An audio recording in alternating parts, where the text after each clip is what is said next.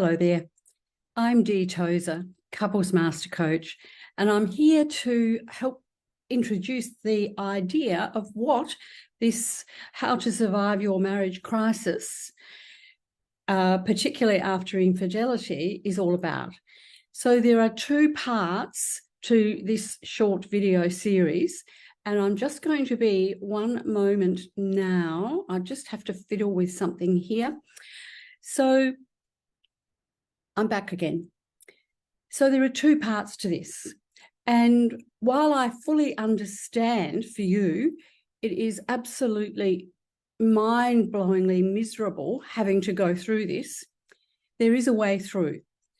And part one shows you how to get through this dizzying time, often very confusing time, after the shock of discovering the infidelity has come through and overwhelmed you, and probably overwhelmed your partner, your spouse as well.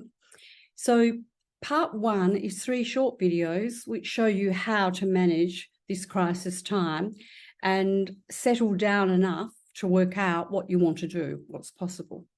Part 2 then goes on to give some clarity around what may have caused this problem. And I know a lot of people will say, well, nothing caused it.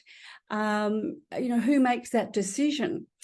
So I have an explanation in there across that video of what possibly contributed to somebody, that spouse who betrayed, being vulnerable and not being able to resist that temptation. So it's important to know that and be able to reflect back on your relationship pre this infidelity to see if there were signs there, if there were indicators that we were heading off in the wrong on the wrong path, we were in a very dysfunctional, unhappy state. So part 2 gives some clarity around that, and it shows you the way forward to being able to repair and revive your relationship, if that's what you choose to do.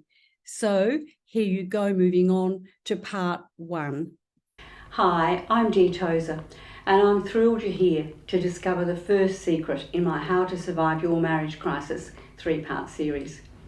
If you found this yourself or your spouse sent you to this video series, I want to say a big high five for having the courage to be here at this difficult time.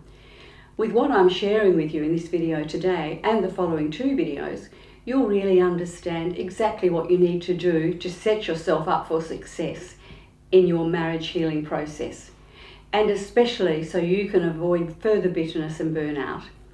Our goal together is to create a safe space for your communication and reconnection that will allow you to rebuild trust, reignite intimacy, and ultimately have a union that other couples actually envy.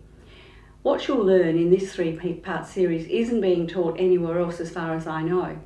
I fumbled through discovering these secrets myself, even as a highly educated couples therapist and a psychologist for many, many years. So in case you were wondering, no, I didn't learn these secrets in school. This information comes directly from decades of real study and real work with real couples, over 5,000 couples in fact. That's how many I've worked with. With the 3 stages of healing a broken marriage that you're about to learn, you'll already have set a foundation in place for restoring loving, deep connection that most couples can never do with conventional methods of keeping a marriage together, such as conventional therapy. Today, I want to share with you the number 1 shift you must make to weather the storm of infidelity and betrayal, and particularly if it's separation as well, that you may be experiencing. Most people say, I didn't think this would ever happen to us, when they seek my help. Marriage breakdown is frequently an unexpected surprise that no one's prepared for. Now, here's some good news though. You do not have to go into total crisis mode and become paralyzed by distress and destroy your family relationships in this fallout from this terrible heartbreak. There is another way. I like to call this first and most important phase the self-rescue stage. In the self-rescue stage, you're setting up your life to handle healing your marriage. It's no easy task, and most people just can't collapse in a heap and take weeks or months, not even days, off work to do this healing work. Yes, there's a lot of shock, trauma and grief that comes up when you discover your partner is leaving or has been cheating, wants a divorce. There's also a lot of shame, hurt, guilt and withdrawal that can happen if you're the partner who's been cheating. No matter where your place is in the events that have and probably are transpiring, I want you to know that there is a way to cope with these intense emotions while continuing to function in your everyday life and without dropping your bundle while you set up the rescue process. I call this battening down the hatches. That's battening down the hatches. So what does that mean? It means you can weather the storm. What does it mean then, really? Well, what it actually means is focusing on taking care of yourself and creating space for this phase of healing. Assessing the minimum that you absolutely must do or must be done in your life to keep things moving along. The first thing you must do in the immediate crisis short term is reduce your workload at home. Outsource cleaning, for instance, if you're female. Find ways to cut meal prep. Get help with your children. In the short term, hire a nanny or a housekeeper. And if you already have this support, get more of it. Even double the hours of your nanny or housekeeper. Invest in yourself. If you've normally been the one shouldering most of the home and childcare responsibilities, you may feel even more resistance to getting this type of support. But what I want you to know is that this is an urgent but short-term situation, much like taking your marriage into the ER. It's okay to be okay with investing the money in healing your marriage. I assure you this is not as expensive as breakup is, and especially how much divorce costs, and not as hard as we're led to believe. You simply must have more time and space to take care of yourself, to rest and reduce your stress. You may also be able to reduce your workload at work. Where possible, take some time off, time out. Even a few days or a week will give you a chance to recalibrate and settle your emotions. Put some practical help in place there too. You would have to do this, if you sustained a physical injury that was debilitating in some way. If you can't take time off, then lighten your load by reprioritizing tasks and looking closely at what's essential. Then do just the essentials. This period's only temporary. If you're in a high pressure position, see if you can alleviate your stress somewhat by sharing your load around, perhaps by delegating more to others. Be especially mindful of any tendencies to immerse yourself in more work and pull long overtime hours to avoid going home. I know that this can help you forget your worries for a little while, but in the end it leads to slower healing and bigger mess ups. Better to go home and just be together, even if you're crying together. If you're still living together, then I mostly encourage you to stay living in the same home during the healing process. And that's because it's much easier to reconcile this way. It's much harder to reconcile once a couple has split and one partner's moved out. Moving on is tempting and easier once the worst pain of moving out has passed. The grass may look greener. However, it's common to take this baggage with us, including the pain and resentment, which then harms the next relationship. I also want to mention your children who may be in the midst of this crisis. There's a right and a wrong time and a right and a wrong way to tell your children about your relationship changes. There's no need for children to feel uncertain and unsafe now if you and your partner do in fact work things out later. So I highly recommend couples wait for this critical conversation until they've had some work with a professional to plan the healthiest way and time for their family to separate, if and when that ends up being the case. I see many couples who are trying to do this all on their own, and they become totally sleep deprived. On the other hand, my clients spend less time staying up until sunrise, and they actually spend more time getting to the bottom of what's really going on with my guidance. Support in every way makes all the difference. First though, you must support yourself with self-care, and then support yourself with the right expert help to make your healing process as light and simple as humanly possible. Remember, This is a crisis similar to a serious health crisis or medical emergency. If you did become suddenly ill or suffered a serious injury, you wouldn't think twice about surrendering yourself to this and surrounding yourself with extra help. Taking time off or out, this is the same, except it's an emotional or psychological injury, and it is a real injury. The golden key here is truly to get the right help immediately. A skilled marriage crisis counsellor will bring yourself and your partner into emotional safety as soon as possible to assist with the fast rescue so you can repair together. The right help will show you how to break the cycle of emotional drama and desperation and to guide you to the calm waters and find that safe shore. Even if you're not 100% sure that you want to stay with your partner, take these steps to ease your transition. Get someone on your team to help you work out if you want to stay together. That's crucial. And not just any marriage counsellor. You need and deserve gold standard expertise in this most rocky period. Often at the early stages of this painful storm, one wants to stay and the other's not sure, or both are not sure. Your trust and faith in each other's being severely tested, so I say hold on.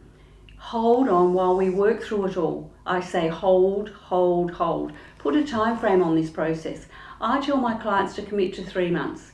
Take the heat out of needing to make that critical decision to break up or not. Just hold while we put in place some repair strategies. A broken marriage doesn't necessarily mean you've broken up or that you should break up.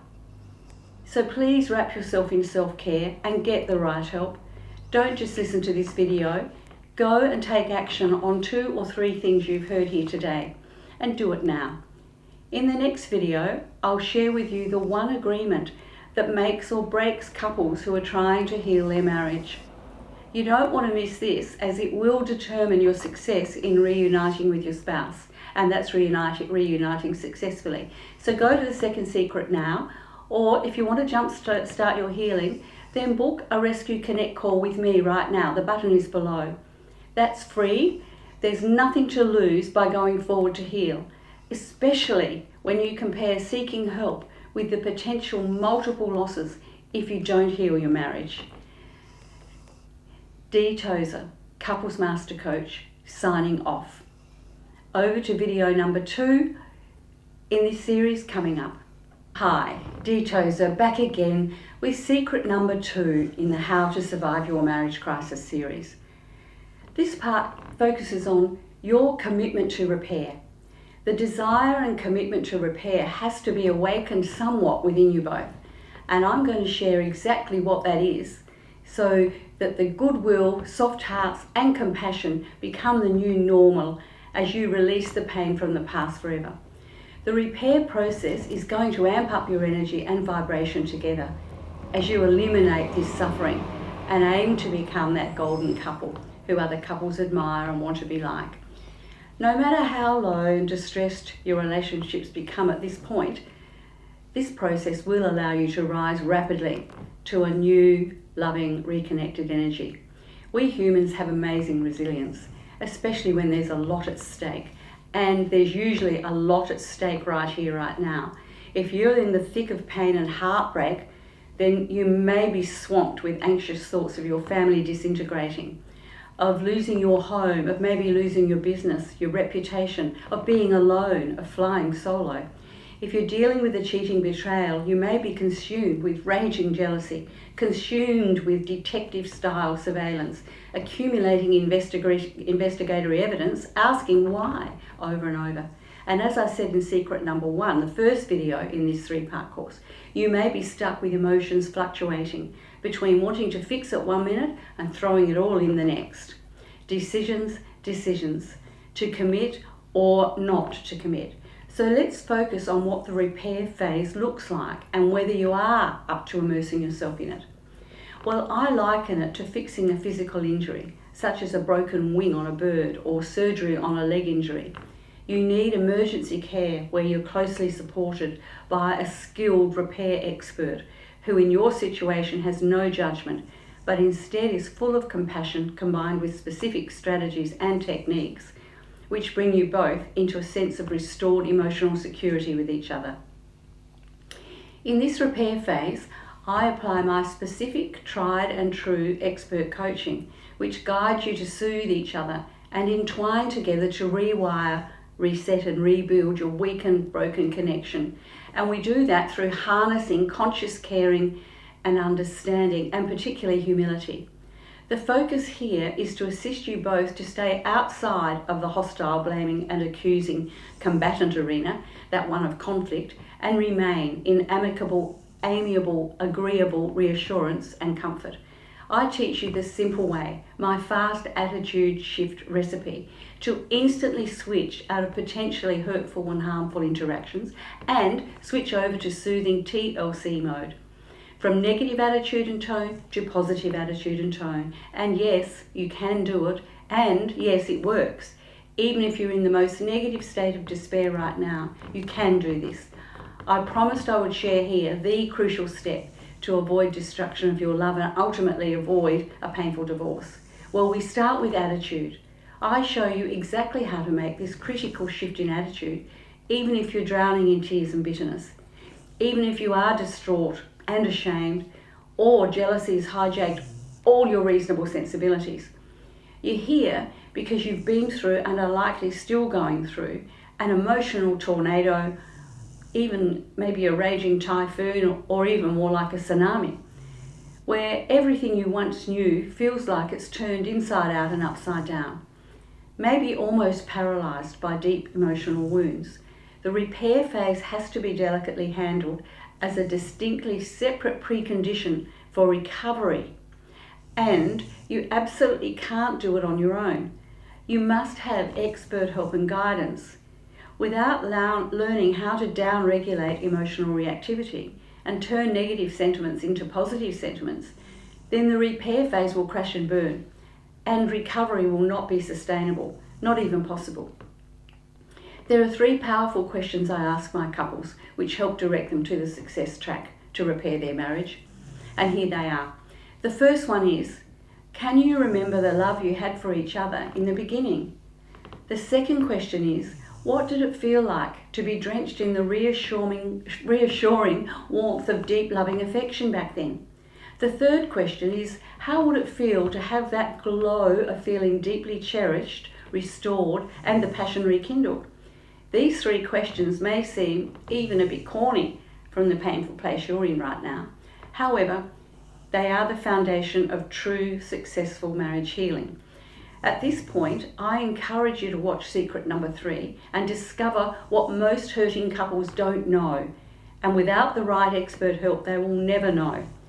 Trust me, it's way better to repair than throw away everything. It's all upside, no downside. As much as this may feel like a confronting, even ridiculous idea at the moment, I ask you, why not give repair a go over the next few months? Why not calm your emotions? Saving our marriage is much easier than we're led to believe. Yes, it's a process where you will experience some discomfort, but so is divorce, believe me, except that divorce is major discomfort, which leaves a trail of sickening bitterness. And you can avoid that. Rescue, repair, recovery. Healing your marriage is the better and easier option. So it's over to secret number 3. Find out the number 1 thing that hurting couples don't know. See you there. D. Tozer, Couples Master Coach, signing off. Hi, D. Tozer here again, and welcome back to the 3rd secret in my How to Survive Your Marriage Crisis series. In secret number 2, we welcomed in a new energy of commitment to repair. Here, in this secret, we get to shift into positivity by discovering the number 1 mistake you're probably making that destroys love, intimacy, affection, and connection at the drop of a hat. I see couples do this all the time. Even couples you think are happy, healthy, and will be married happily ever after could be doing this. I've seen plenty. And then they're struggling day to day. It's a sneaky mistake and it builds up over time. Sometimes this is the thing that drives someone to cheat. Sometimes because of this, both spouses decide they've just had enough of it and they end the marriage. And other times, the couple stays together but has absolutely no connection, peace or harmony in their relationship. they are plain miserable. If you want your marriage to truly thrive and be lifted into a new stratosphere of love, then listen closely as we dive in here. In this secret, which I call prepping for reconnection, which means preparing for reconnection, you'll learn what it takes to release old habits, keeping you stuck in drama, so that you can rebuild your broken marriage to a new level of strength, trust and support. Let me ask you, have you ever felt disappointed by your partner? Frustrated that they didn't just know what you wanted? Angry that they weren't helping you with a family or a household task or event? Have you ever had an expectation that seemed totally common sense to you, but didn't even seem to register to your partner? And how did you feel? What was your response to that? For most of my clients, these are the exact things that trigger them to go into a huge emotional reaction. Within themselves, they're raging at the other person in disbelief that that person's so out of tune with them and ignorant of their needs. They're hurt that their partner doesn't notice, doesn't hear, doesn't know, and doesn't seem to care. This number one roadblock to couples repair is reacting. That is, reacting to you or your spouse having unrealistic or unexpressed expectations. Your reaction could cause you to erupt in nasty words or to withdraw, walk out to avoid the nasty retribution. When you isolate yourself and fan the flames of your drama and anger, you continue to perpetuate the problem. Today, I want to challenge you to think about what your life and your marriage would be like if you were able to communicate your desires, your expectations and emotions to your partner without worrying about how they might react and without blaming them for your unmet needs. Can you see and feel the relief that this would bring you? The bitterness and resentment that you feel right now can either end or completely exhaust and burn you out. The weight of it's too much to carry if you want to truly be healing your union and rebuilding your relationship. The truth is that when you release your attacking position, release your need to justify and defend yourself, and stop making the accusations and assumptions in your own mind that are destroying your relationship, then you open up space for connection. I know that when couples feel a relationship is unfair, they both tend to retaliate, withdraw, create a huge storm of emotions, jam-packed full of resentment, leaving them buried up to their armpits in what I term grudge sludge. It's that thick, heavy, emotional blanket of grudges, which suffocates all the positive energy in your marriage. And the best way to heal this destructive cycle is to end it before it begins. Learning to prevent bitterness and resentment that leads to emotional reactions can take time and practice. And that's why it's such an important part of my work with couples in crisis.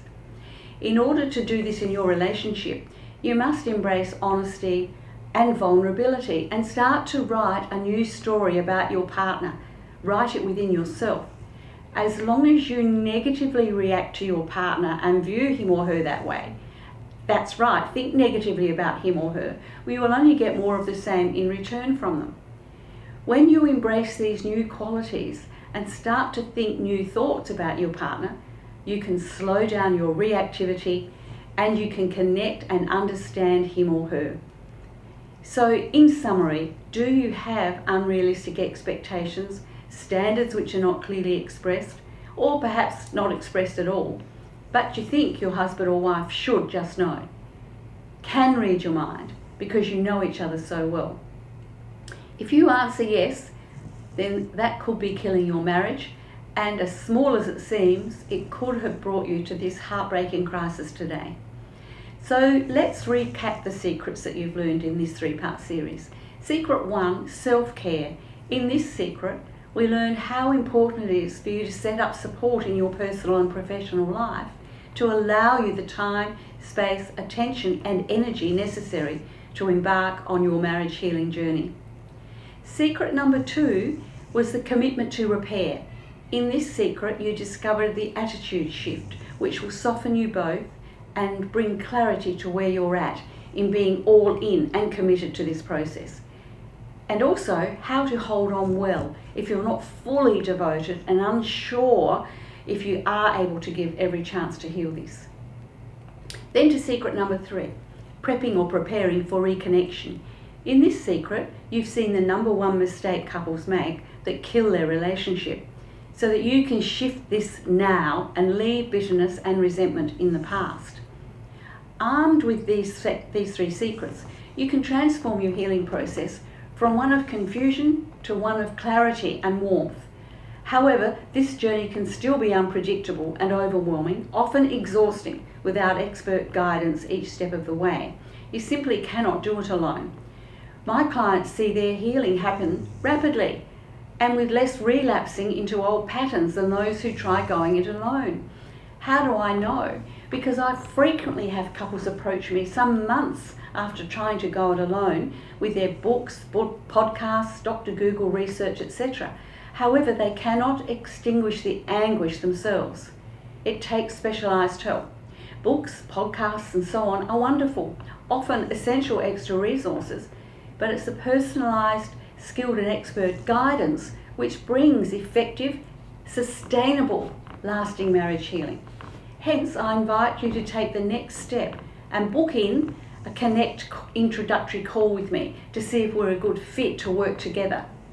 I've worked with over 5,000 couples and counting and have seen a success rate of way over 75% when both parties are committed to healing. Instead of being another number in the divorce statistics, you could be the couple who beats the odds with my unconditional care, guidance and expert support that's come from working in couples therapy for over 30 years. So just click on the gold button below this video to book in that introductory Connect call today. It's obligation free and there's a gift you will get if you find it's not helpful. When we get on the call, we'll map out exactly what steps you need to take to heal your marriage, because every love is unique and should be treated that way. I can't wait to speak with you soon and get you on the right healing track. Tozer, Couples Master Coach, signing off. So it's Dee back again. And now you've heard how to settle enough to be able to consider whether staying together and repairing is an option here. If there's enough feeling there and enough understanding about what happened. This part 2 shows you the potential relationship dysfunction that possibly created a vulnerability to this temptation. And this temptation is where the wayward spouse, I call that, or the spouse who offended by cheating, was just not emotionally strong enough, simply not equipped to resist. That's right, to resist the temptation.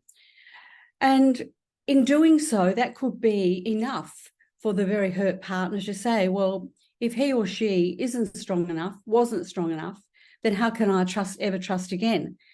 How can I make sure this isn't going to happen to me again? They're going to wobble again. So the best way forward for that is to understand potentially the possibility, what was going on leading up to the affair, to the cheating. Was there an emotional dysregulation or an emotional dysfunctionality between you in your marriage? You were disconnected. You were living life side by side, going crazy ways in the pathways of life that it takes, especially raising kids, running careers. You know, was it enough there that the hurt partner, if that's you watching this, can look at what is probably a way to heal? And I know it's a very, very powerful way to heal. And not just to heal on your own and go forward, but to heal your marriage, to heal your relationship. That's right. So part 2 video provides sound guidance as to the way forward with this. So off you go. I hope you find it very beneficial. Hello there. I'm Dee Tozer, Couples Master Coach, and I work almost exclusively with couples in crisis after some kind of infidelity. If you found your way here, you've probably already had a look at my book called Affair Repair, and how do couples repair after an affair. If not, there's a link at the bottom of this video to be able to buy that on Amazon. It's a low price book to help you kick you right along without great expense. So this course here is called After the Affair. And if you're watching it, it's because we know you've been through, are going through a lot of great pain, hurt, confusion even, about what to do when either you found out your spouse has had an affair, had an infidelity, a betrayal, a cheating of some kind. It may not be a full-blown affair, but for you, it feels like a full-on betrayal. Or you could be the person, the partner in the relationship, the spouse, who did cheat, who did betray trust and faith. So this course will put you on the right track to healing.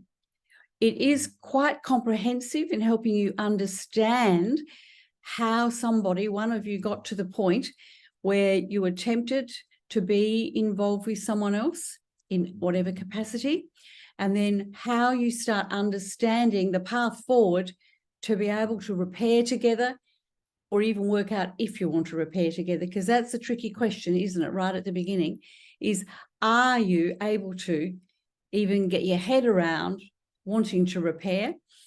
And you're probably here also because you're searching for some sort of therapy, some sort of counselling help. And either you've had a call with me and it wasn't the right fit for whatever reason, or you are wanting to work with somebody more local to you, someone you can actually see face to face, or somebody more local to your culture and community. And so you've decided to seek out that person, that therapist or coach. And you've taken this course on as an in-between, which is fantastic for it. It's a great bridging course. It's a great springboard to help you go into therapy. It's not enough just on its own. You will need some therapy, some guidance to take you through this whole thing, repair your marriage and revive it. So on that note, I'm just going to share my screen and take you through the whole process. So what I wanted to say and start with is that in today's world of pressure from everywhere, raising kids, running businesses, even both of you working in high pressure positions perhaps, especially for high achievers, where at least one is a high achiever, it could be that both of you are, you're under so much scrutiny from family and friends, even your reputation, and so many demands on you. And many find, you can read through this, the day-to-day pressures of being a high performer, a high achiever, both exhilarating, yes, and exhausting. It's not just the one driven business person in the relationship that's under pressure, or if both of you are driven business people or driven in your career, then you're both going to be under pressure that way. But even if one isn't under so much pressure, both of you could well be under the microscope of society due to the position one of you is in, maybe possibly the power you have, your education, and you can often both feel misunderstood, underappreciated mainly, and in some cases very lonely. And that's how the pressure gives way. Fighting happens, or detached distance creeps in and you become like friends. I'll take you through. I have 7 couple types I talk about who are likely to be vulnerable to one partner cheating, one partner seeking attention or responding to attention from someone else. So there's 7 here, but the top 3 are more likely to be vulnerable and tempted and be unfaithful. So there's the bickering and argumentative couple, right? So they're likely to be just constantly nitpicking each other. Yeah, all of that. Bickering, argumentative. The communication breaks down. The togetherness union breaks down. Intimacy breaks down. And then someone else paying attention is very attractive. Friends with no passion. This one here is important because often people say, couples will say to me when I'm helping them, but we're such good friends. Yes, but we don't have physical intimacy. Friends, no passion, no physical intimacy, no excitement to be with each other, no real interest in being with each other than to do what friends do together. Very vulnerable to be tempted to an affair.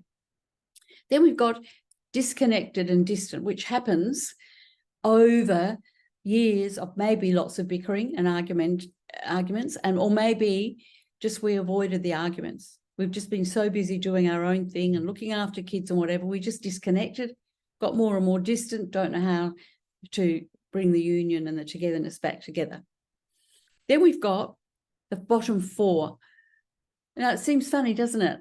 High conflict couples who fight a lot, who are volatile, are less likely to have an affair than somebody who's in the bickering, argumentative one, because they're more at the high conflict volatility, they're more passionate about everything.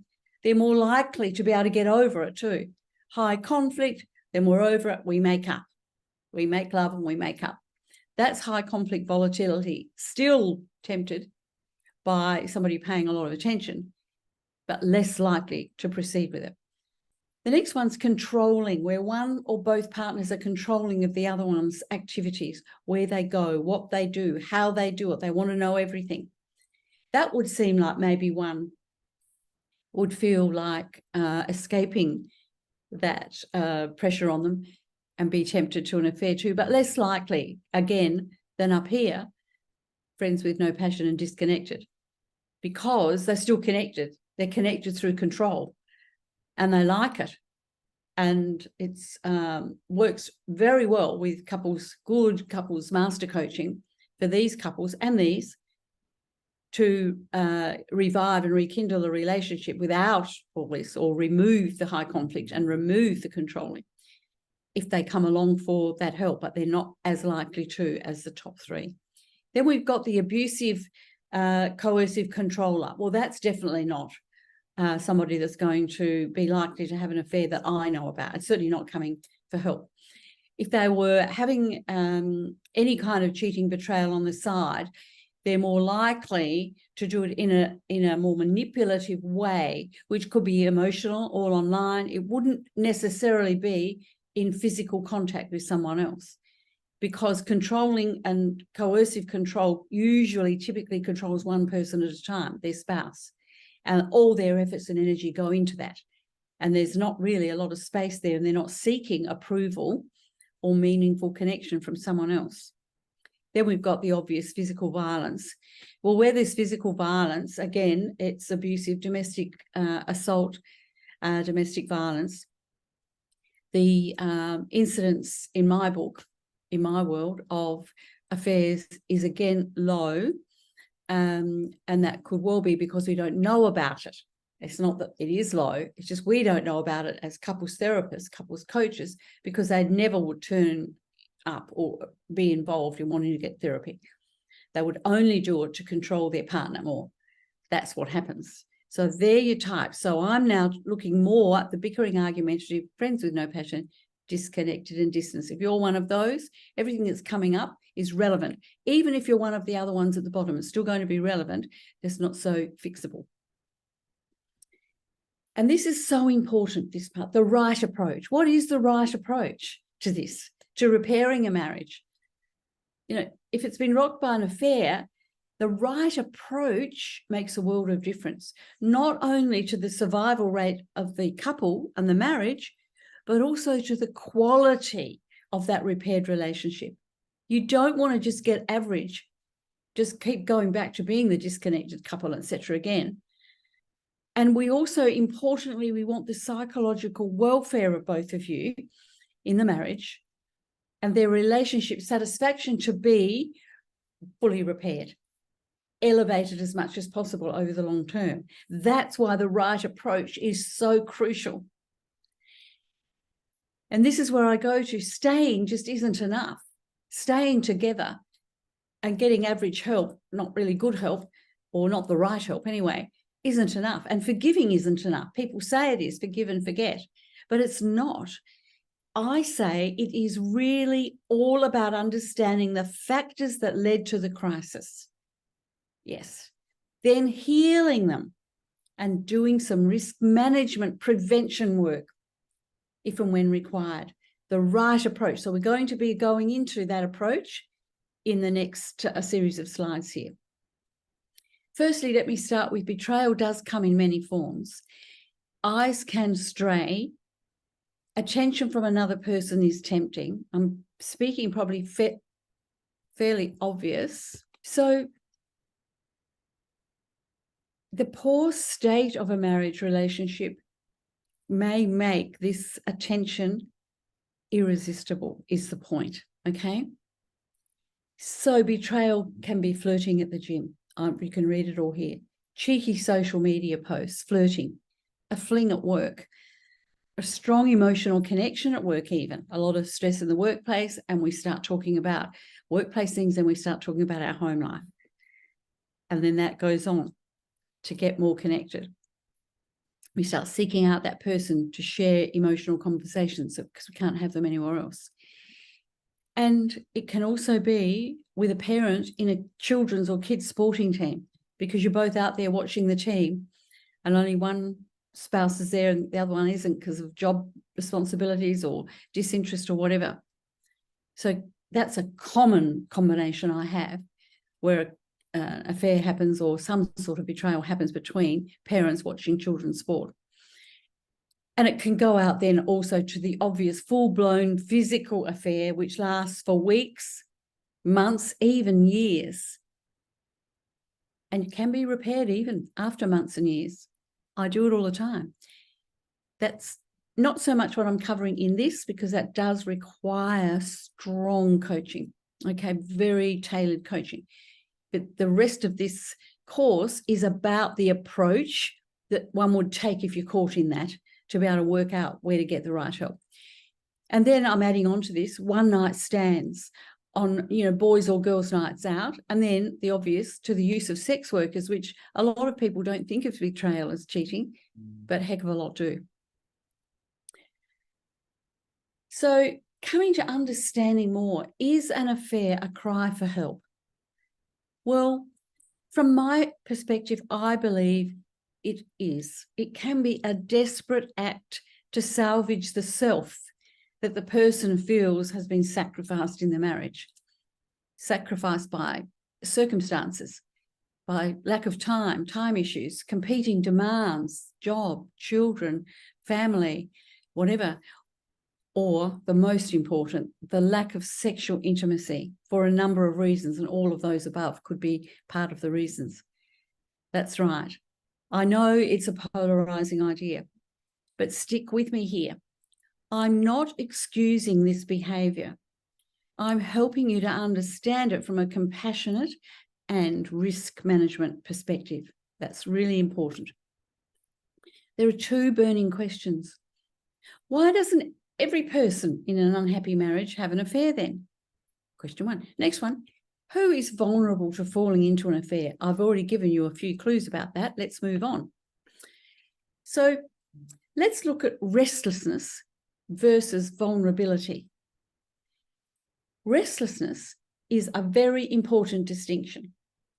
Restlessness may be more noticeable in someone who is more of a thrill seeker, a change seeker, someone who enjoys variety across many areas of life. This may align more with the concept of a potential serial offender, the once a cheater, always a cheater idea. These persons are not typically looking to repair their marriage because they don't see it as a problem. They're just looking for more variety outside of the marriage and think it's okay. So, which clearly it's not, and it's cheating. That is the once a cheater, always a cheater. So if you're watching this course now because of that, you've been through that, you've got that going on with you, I will help you in the rest of the material here to understand it better and find a way to deal with it. It won't stop that once a cheater, always a cheater. I doubt it, but you may modify yourself around it and adapt. So the next one is vulnerability. Now, this is the most important distinction. Because on the other hand, vulnerability comes from emotional neglect in a marriage. That's right. That's an emotional neglect is a relationship pattern in which an individual's affection, the needs for affection, are consistently disregarded, ignored, invalidated, or unappreciated by their significant other, by their spouse. Emotional and physical loneliness can occur. This sends a strong message that we don't count and we don't matter. It can lead to emotional starvation. Emotional neglect to emotional starvation in a marriage is often the main reason behind an affair, some sort of betrayal. So I'm taking you to the beginning of understanding what makes a great relationship so you can start pulling your pieces together. And the first thing I'm going to show you is the diamond of what I call everlasting love. And here it is. So in the center of this diamond here, we've got the three key components, elements, that must be there for a relationship to thrive for the long term. You have to have fondness for each other, feel it. It means you get over things easily. You're still going to have disagreements and differences of opinions, but they're not going to turn into nasty fights. Although some high conflict couples still do have fondness. They just flare up quickly, but they come down quickly too. Have to show affection and have affection shown to us. We need to feel that. Otherwise, it does come under the category of emotional neglect. And we have to have intimacy. Now, intimacy comes into two parts: physical, obviously, sexual intimacy. That's extremely important. And then I talk emotional intimacy, where you share your hopes and your dreams together. We don't feel we have to watch our words and what we say, because what we say is understood, cared about, it matters, we matter. So they're the three things in the center of the diamond. They're like the sparkle in the relationship and the sparkle in the diamond. So for those three to be there, we have this arm of the diamond and this one, two bottom arms. We have to have emotional warmth to be able to show and feel fondness and affection and be intimate. There must be emotional warmth. Now, it doesn't have to be there all the time. It needs to be there enough of the time, the majority of the time, maybe 70 to 80% of the time, if you could put a percentage on it. And then the other thing we have to have with each other is comfort. We have to feel comfortable. We have to feel reassurance and certainty that you're my person. Yes, you're here for me. We love each other. I look after you. You look after me. We don't get it perfectly right all the time, but most of the time we do. And those two together, emotional warmth and comfort, feed us and fill up the cup of fondness, affection, and intimacy. Now, for emotional warmth and this comfort to be there, we have to have the other three at the top of the diamond working well. So I'm going to start with the one on the left. We have to have cooperation. Now, I know you read so much about compromise. So I like to put it under the heading of a cooperative, positive compromise, because cooperation does include compromise. It means we are willingly cooperating and even collaborating to bring about compromise that works for both of you, rather than a compromise being imposed, which causes a negative response. So we've got cooperation there as that main key word. Then we're going to the far other side here, camaraderie. Camaraderie comes from being on the same team. And in the corporate sense, in your business life, you might know it. As a couple at home, though, it's not so well known, not so much thought about, and it often doesn't exist. Camaraderie means, if you're in a team in business, whatever, you've got to have each other's back. I say camaraderie with a couple means you're going to have each other's back no matter what. Tough times come on, whatever. You stand by each other even in the wobbly moments, and don't let the stress, distress tear you apart, so you're at each other. So we have, and that camaraderie is much easier to maintain and sustain when you've got good cooperation, as in including compromise within cooperation. You've got cooperation, camaraderie. Now, those two C words can only come about with this magnificent word at the top here, which is goodwill. We have to have goodwill for each other. Goodwill to want to work it out. Goodwill to be cooperative and collaborative. Goodwill to hear the other person out, your spouse out. Goodwill to go with some of their ideas. Goodwill to be able to ask things and know you're going to get heard. Now, I'm not talking perfection. Again, we're not talking 100% of the time, but mostly goodwill overrides everything. Then cooperation flows. Camaraderie is easy. Emotional warmth is there. You feel the full-on comfort of reassuring certainty, and therefore fondness, affection, and intimacy naturally flow. It just makes it all so much easier. Just reiterating, it's so important. Fondness, show affection, and intimacy, which is love-making and making love. Okay, so love-making is creating an environment of love around you, a loving connection around you, that if you go off the track for a little bit and have a bit of a difference of opinion, whatever, you can get back on track quickly because you could laugh about it. You can have a hug. You've got all these things working for you to bring it back online again. We talked the warmth, the emotional warmth. I'm just reminding you here. Comfort and reassuring certainty. Yes, we come to compromise and collaboration sitting underneath cooperation. So collaboration means you can collaborate and work out the problem and work out what does one or other have to give up or give in on. Instead of one person being told they have to give in, they're told they have to give up whatever it is because they have to compromise. That's not how a great relationship works.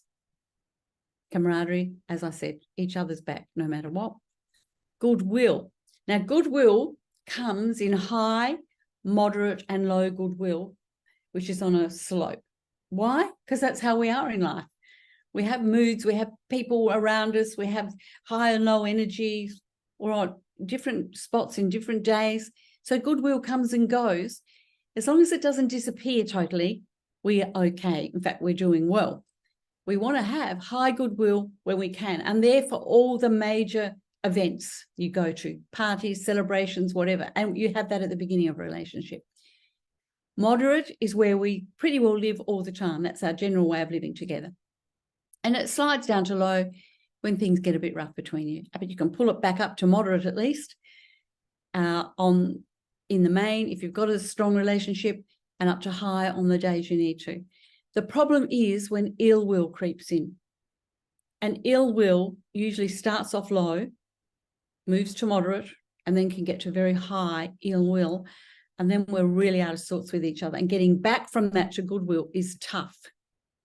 Back to remind you here, goodwill at the top of this. This is this diamond.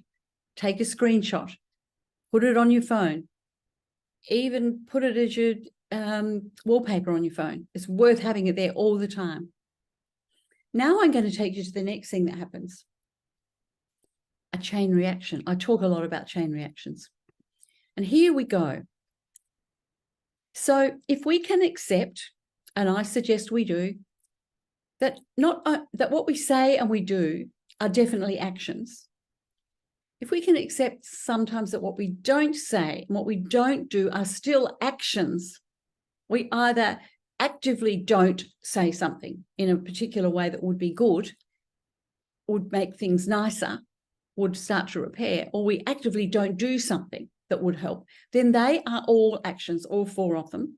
And for every action, we have a reaction, and we know that. That's standard general physics. I'm not going into the details of it here because I'm talking emotional reactions only here.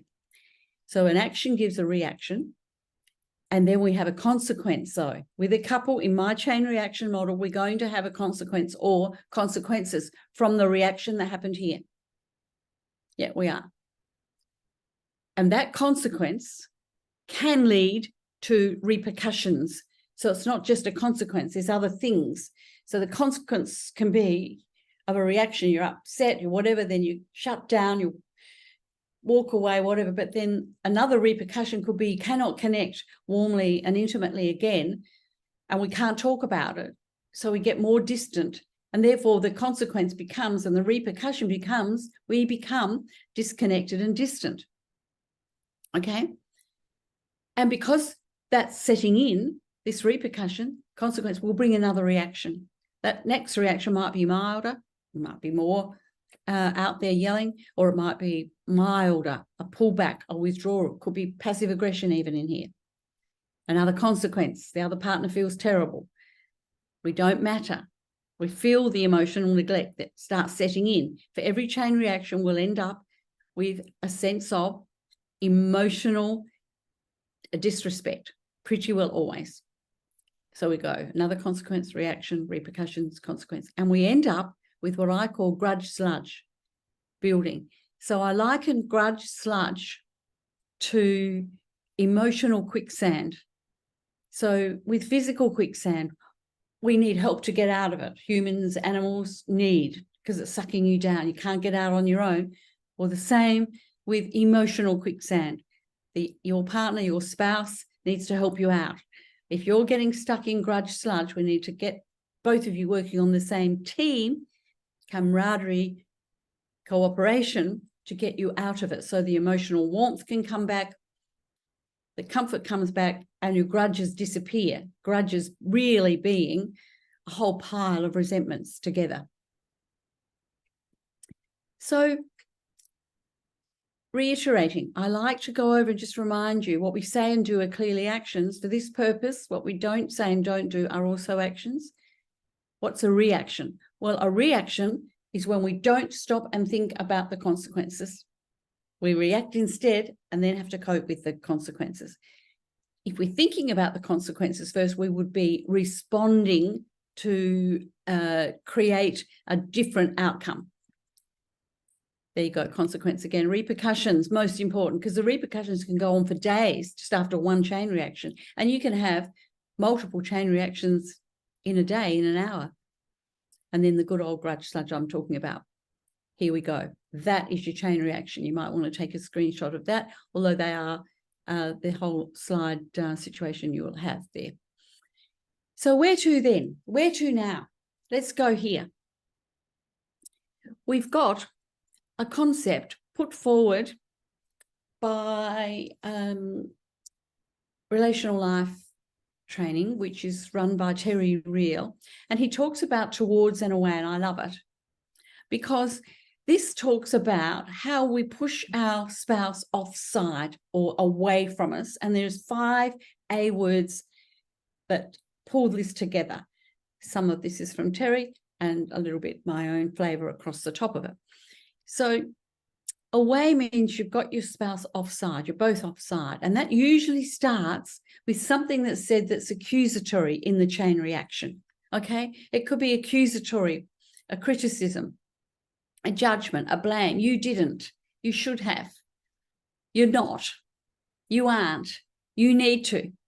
All those sentence starters bring in a sense of blame and being accused. And as soon as we feel accused as human beings, a sense of it, even if we haven't heard an accusation, just in a sense of it, we have an involuntary movement in our polyvagal neuroscience brain, in our area of coping with anxiety and distress. We go antagonistic. It's involuntary. We can't help it.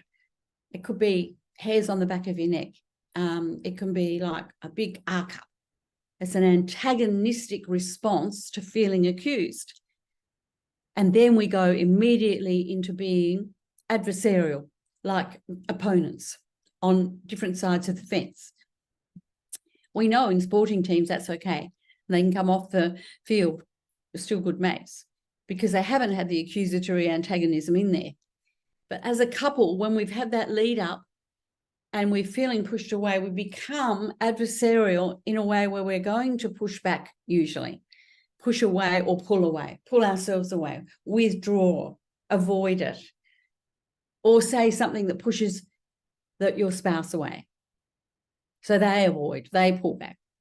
And there ends up the next move being acrimonious. We get a bad feeling between us, which converts to bitterness.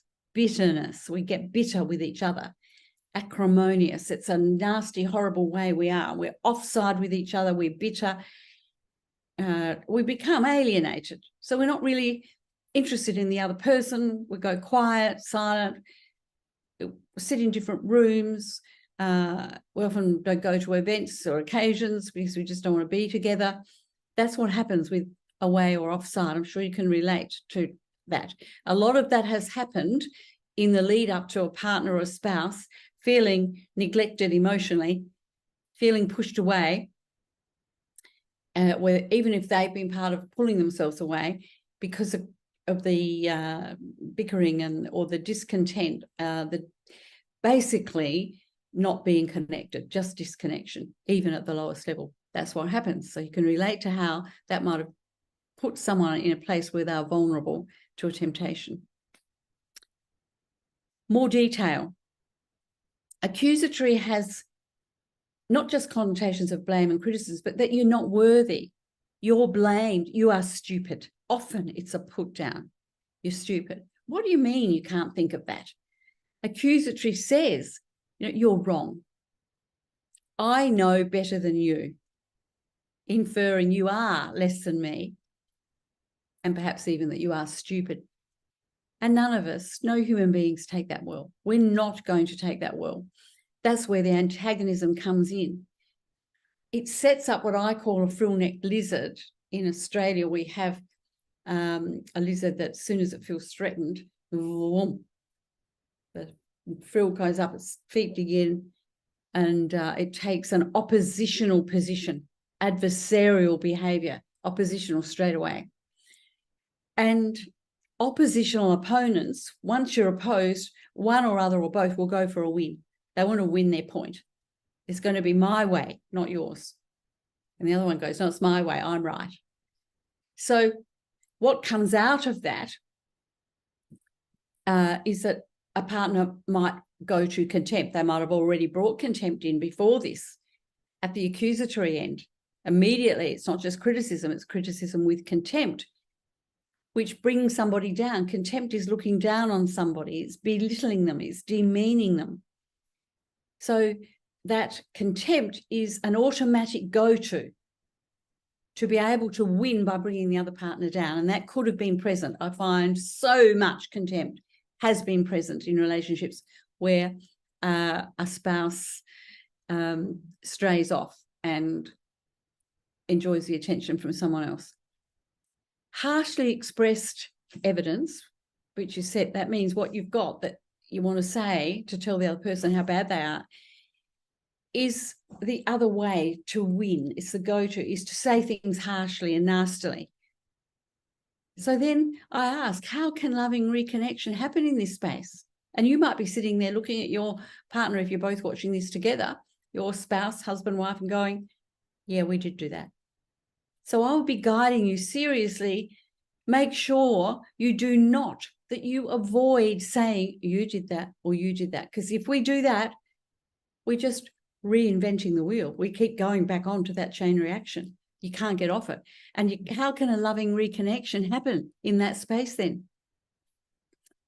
Acrimonious. The bitter resentment becomes embedded and that you get rigidly inflexible. Both partners feel unheard and invalidated, like they don't matter. Both do. So what does alienation mean? It means you're withdrawing your affections. It's similar to an estrangement. You become estranged from each other. It leaves each partner with hurt feelings and no sense, no idea how to make a repair attempt. You get in a stuck state. You're alienated. It's a big thing to lift yourself out of it and know what to do. We're going there now. This is the other part of the away and towards, or towards and away scenario. And that's how you stay on side or get back on side once you've fallen into the big hole of being offside. So towards behavior These are the 5 things. We've got amicable, not such a well-known word. I'll tell you more in a moment. But amiable is even less well-known. But they're the 2 essential ingredients at the beginning of towards on-site behaviour. Then we can become agreeable, accepting of each other and our differences, and we align. So let me go to this. So amicable means to be polite and courteous, and most importantly, respectful to each other. Now, it's really difficult, isn't it? If you're coming out of the away, offside sense, okay, of a chain reaction that's pushed you offside. So we have to make a really concerted effort to be polite to each other, to be courteous, and of course, the most important thing, be respectful. It's very hard to pull yourself out of sludge, you know, the grudgy, sludgy quicksand, emotional quicksand, and be respectful. But you have to do it. It's a very important step. Now to amiable. Amiable comes from the French word ami, which is a friend. It's a close, good, dear friend, mon ami. It also is an anglicised version of aimer, which means to love in French. So amiable is a mix of words that means to be warm and likeable. That's right. Now, we will often go out and be warm and likeable to family and good friends. We're not like it to our spouse, though, especially after we've had a big fallout. So this is an important first step. After we go amicable, we become courteous and respectful, we become that warmer step. We warm in to be likeable, put on a likeable demeanor, attitude about you, and show the most important thing, loving kindness to each other. That's usually what's been missed. That's the biggest hole of all in every couple I've ever worked with after a big betrayal. Loving kindness disappeared and could not be brought back because they didn't know how to, which is where I'm taking you in a minute, so you know how to. So that ultimately you become lovable. Each spouse becomes lovable, that your spouse wants to love you, finds you lovable, finds you endearing, wants to be closer, wants to heal and repair. They're the 3 important things. Take a screenshot while you're watching this now. Very important to show, to be warm and likeable, show loving kindness, and ultimately to be lovable. Not to be loving, but that's part of being lovable. You show being loving, like loving kindness, point 2, and ultimately to be lovable. They want to love you. Your spouse wants to love you. Then the next word we had there was agreeable. To have an agreeable demeanor says, okay, then I see your point. That's the approach you have. That is an agreeable demeanor. It's like a hail fellow, well-matched or whatever. Anyway, somebody in a good, happy mood will probably always say, okay, then I see you. Very light. It doesn't mean you're going to agree to everything. It's about the attitude and the approach you have to the other person's idea or thought or suggestion.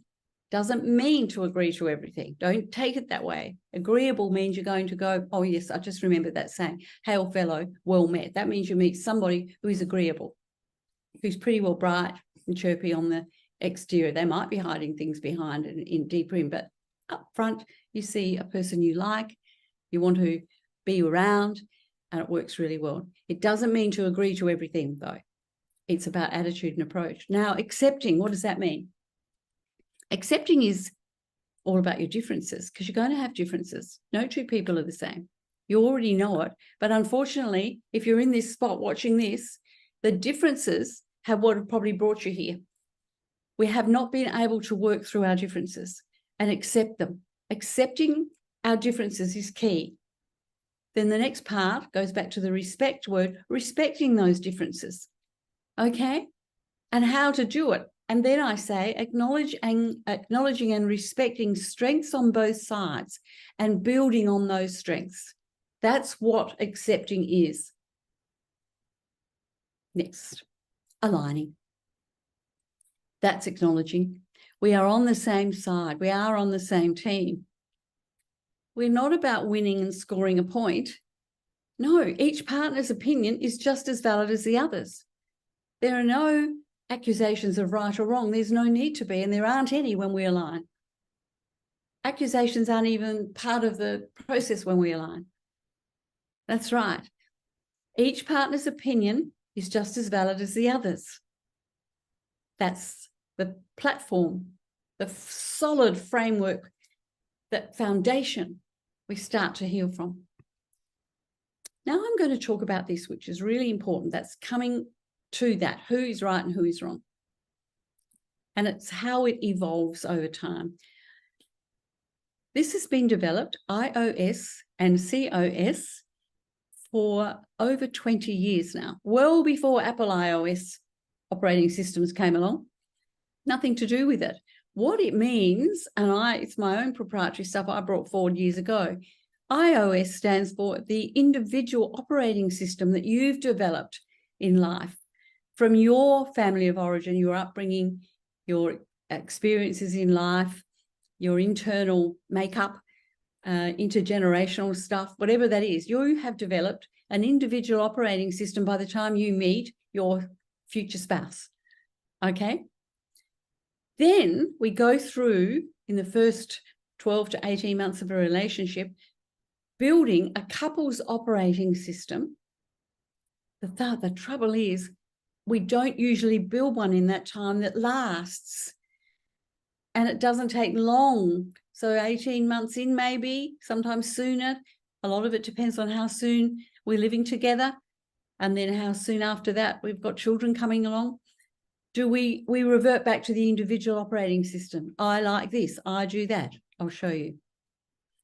So usually each spouse can recognize their own individual operating system, and they're often very proud of it.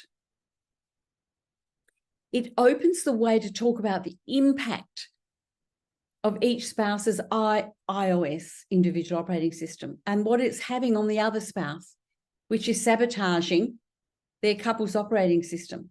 And that usually is what happens to send the relationship off course and blocks the warmth. The warmth reinforces close connection, and without it, emotional neglect creeps in. And that's when people are reverting back to their iOS soon, and they forget they were working on their COS, or they're not even thinking about it at all. And that's why I bring it out as a major point here. And worthy of you having a good look at that, okay? Have a good think about it. Write some notes about your individual operating system.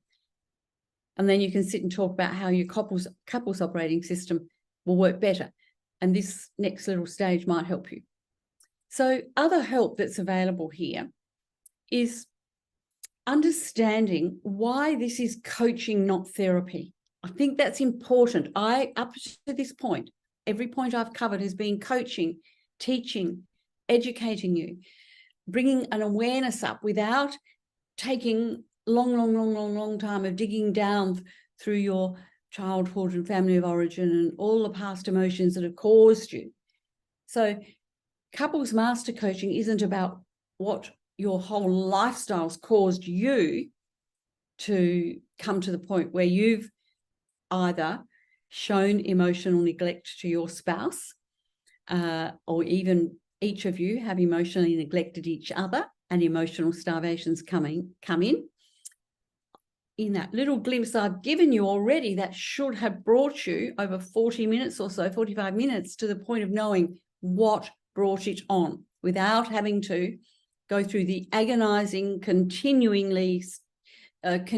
to stay in the forever pain cycle of what brought you to be who you are, so that you can get ready to repair this and rekindle your relationship after all the hurt. So I'm just talking here about what is the focus here of a coach, because this is not therapy. So the coach is focusing on present and future, a little bit of reflection back to the past, a little bit. The therapist, though, focuses more on the past and working through emotional issues, and that can keep you bogged down in the grudges, which I call as you can see there, grudge, sludge, emotional quicksand, and a pain cycle forever going round and round and round. I've had people come to me who've had 4 years of therapy, couples therapy, after an affair and haven't got anywhere. They're still stuck in the same spot. So as with physical quicksand, someone's got to get you out of it. Okay, I could be that person. That's what I do. Or another couples coach, couples master coach, somebody who blends coaching and therapy together to bring you through it as quickly as possible, to minimize the pain, not keep you trapped in that pain cycle, which takes us to the approach. Coaches are practical, action-oriented, okay? We show you tools and give you strategies to make fast progress. You don't want to be stuck like this for a long time. Whereas, I'm just not going to repeat too much of the next paragraph, this therapist can unfortunately keep you revisiting your pain cycle. This is no disrespect to therapists, but it doesn't help after affairs, okay? Instead of ditching the pain cycle and replacing it with positive close togetherness cycle and renewing that, I mean, that is what I do, and that's what coaches would do more. I guide the shaping, or couples coaching, master coaching, guides the shaping of this close togetherness.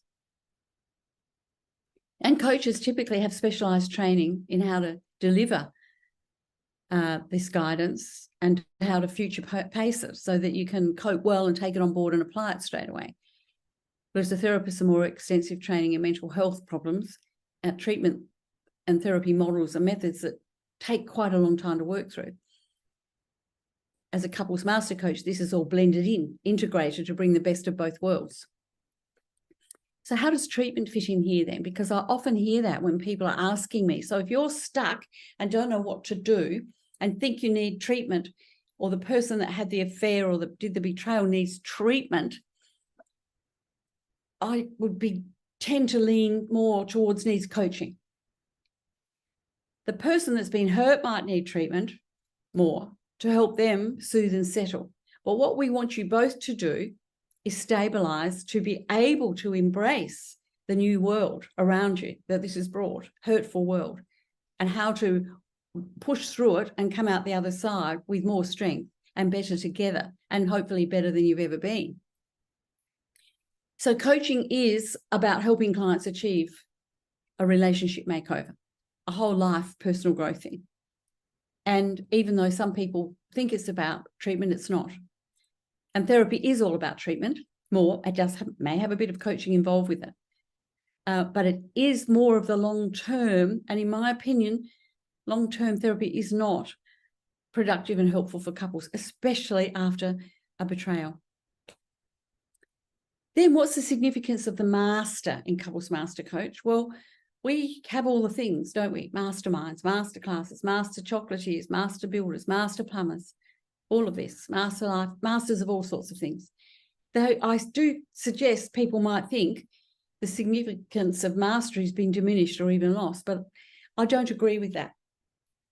Not in this case, because the integrated content and coaching skills provided by what I've been telling you up until now, when combined with already accumulated expert training and sufficient experience in couples therapy, whatever it's as, brings a level of mastery in guiding successful relationship makeover in couples, whatever the crisis was that brought them to it, particularly those after infidelity though.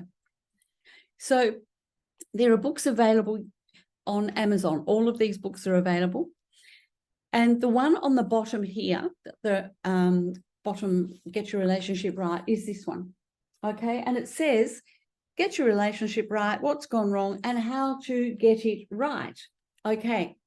So it's full of interesting things that you look at to talk through and discuss. It's not a workbook, it's not homework, it's called a playbook for couples to be able to talk through the issues, the things in it.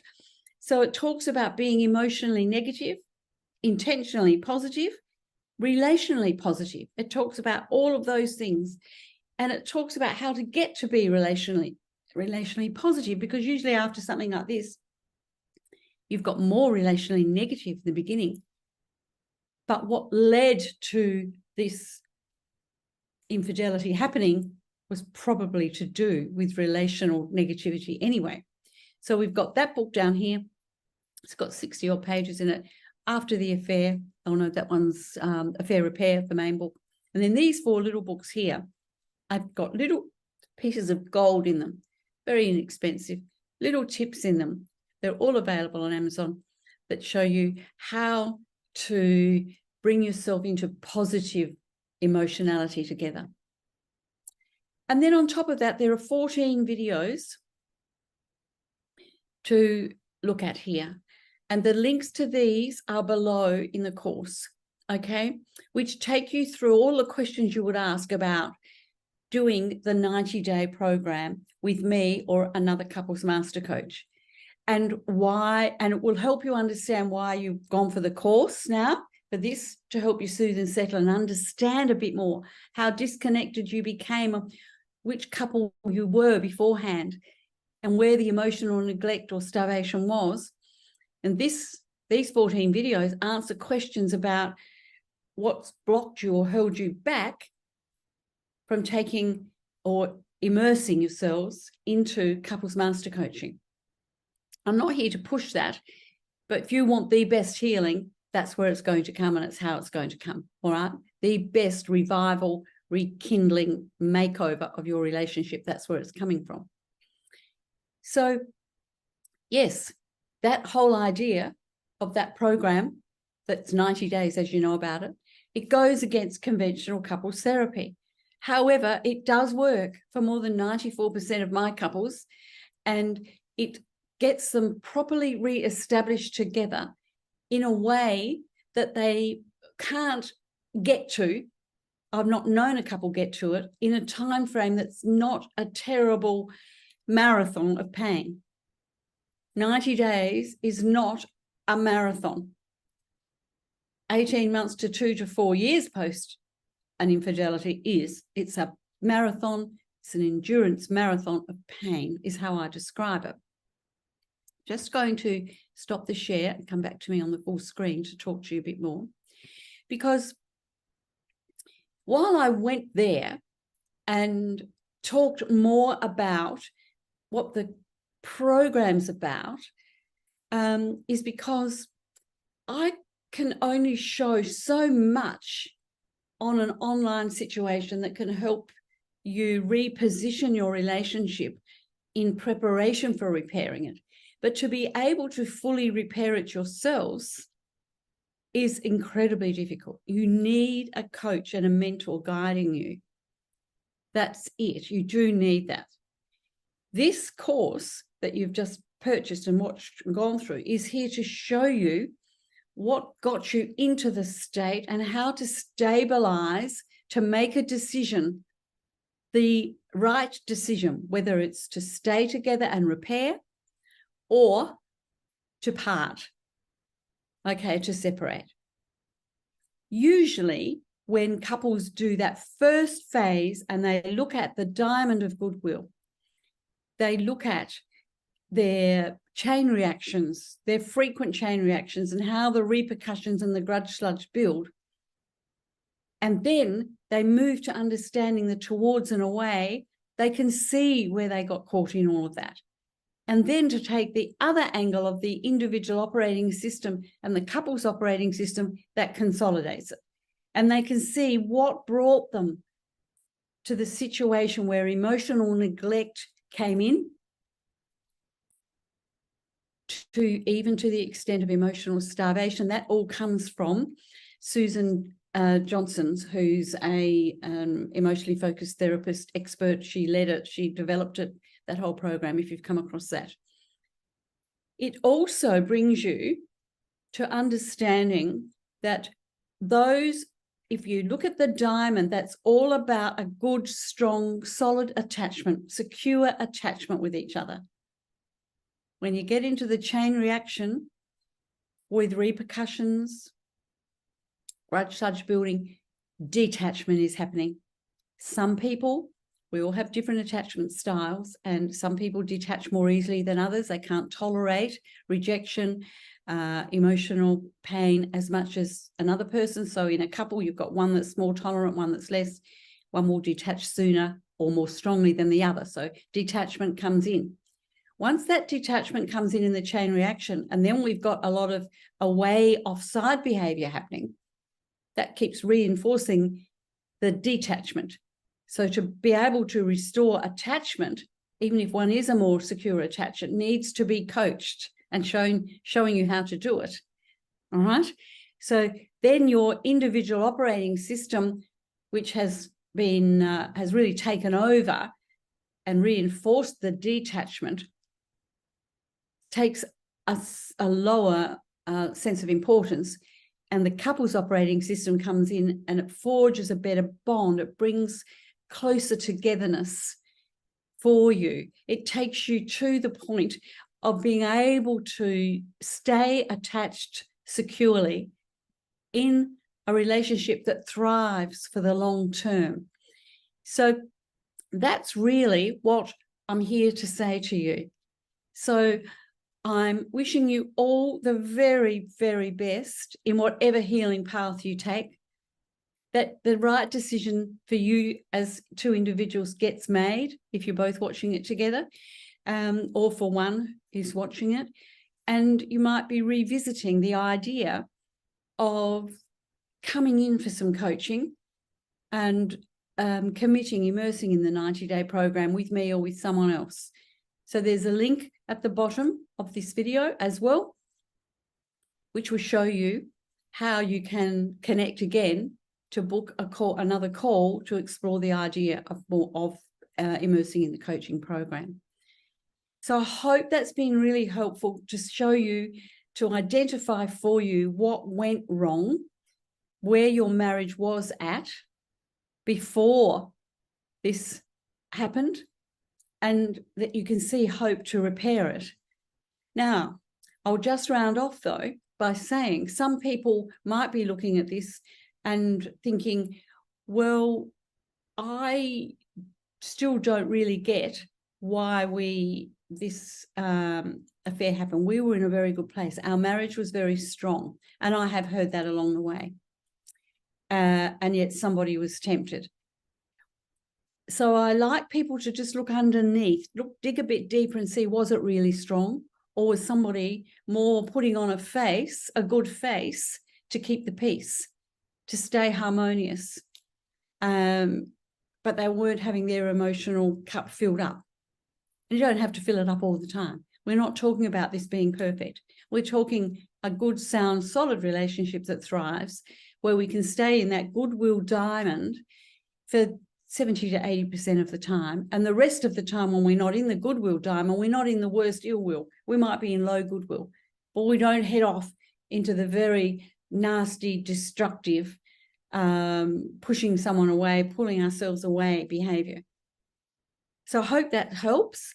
And on that note, I will leave you to work it through. You've got all those resources available on Amazon, and reach out to me if you need. Tozer signing off for now.